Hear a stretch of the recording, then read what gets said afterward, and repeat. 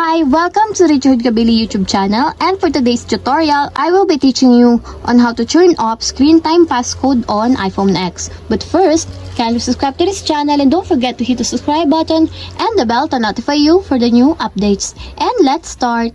Using your iPhone X from your home screen, first, go to Settings. Then in the settings, scroll down and click the screen time.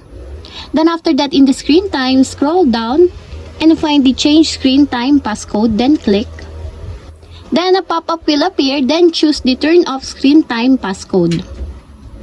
Then after that, you need to enter your screen time passcode or your 4-digit screen time passcode.